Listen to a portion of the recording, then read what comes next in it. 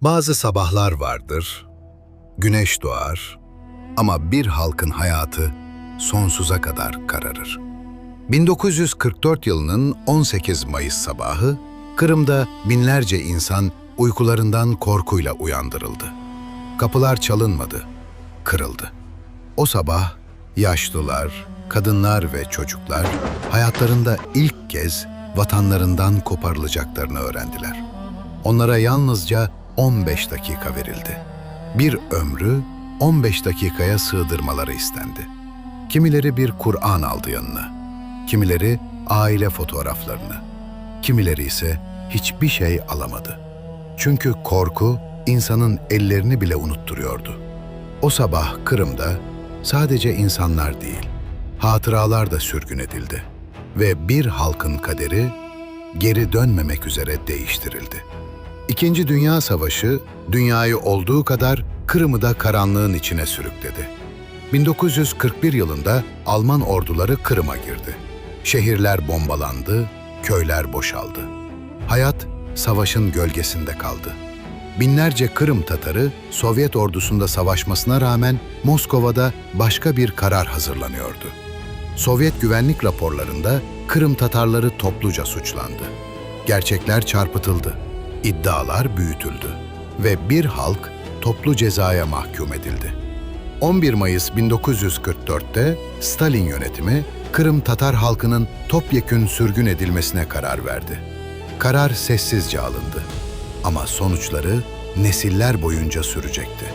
18 Mayıs 1944 saatler henüz gün doğmadan önceyi gösteriyordu.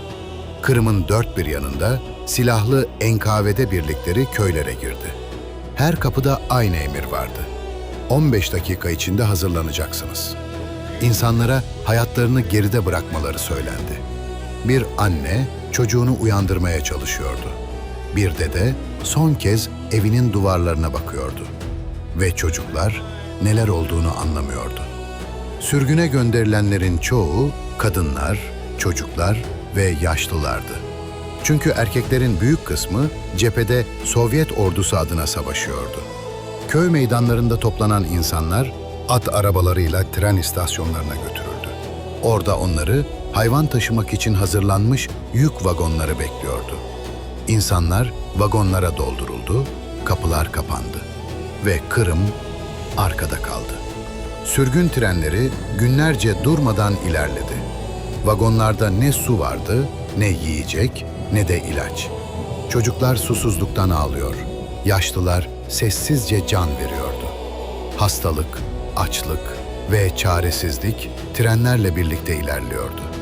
Birçok insan daha sürgün yerine ulaşamadan hayatını kaybetti. Ölenlerin çoğu isimsiz bırakıldı. Ray kenarlarında sessizce kayboldular. Sürgün trenleri ilerledikçe bir halkın nüfusu da eriyordu.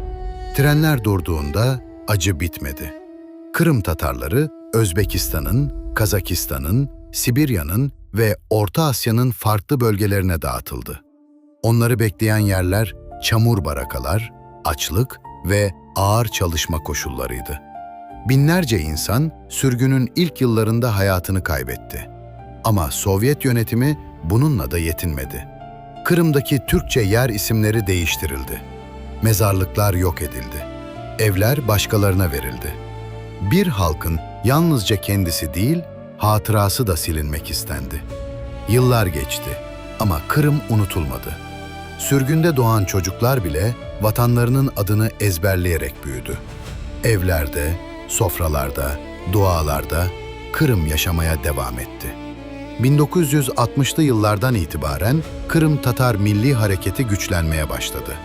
Mustafa Abdülcemil Kırımoğlu bu mücadelenin en önemli isimlerinden biri oldu. Tutuklandılar, yargılandılar, sürgün edildiler ama vazgeçmediler. Çünkü bazı halklar vatanlarını kaybetseler bile onu kalplerinde taşımaya devam eder. 18 Mayıs 1944 bir tarih değil yalnızca. Bir halkın hafızasına kazınan sessiz bir çığlık. On binlerce insan sürgün yollarında hayatını kaybetti. Ama hafıza hayatta kaldı. Bugün dünyanın dört bir yanında yaşayan Kırım Tatarları dillerini, kültürlerini ve vatanlarını yaşatmaya devam ediyor. Çünkü vatan bazen yalnızca bir toprak değildir. Bir şarkıda, bir duada, bir hatırada yaşamaya devam eder. Ve bazı acılar nesiller boyunca unutulmaz.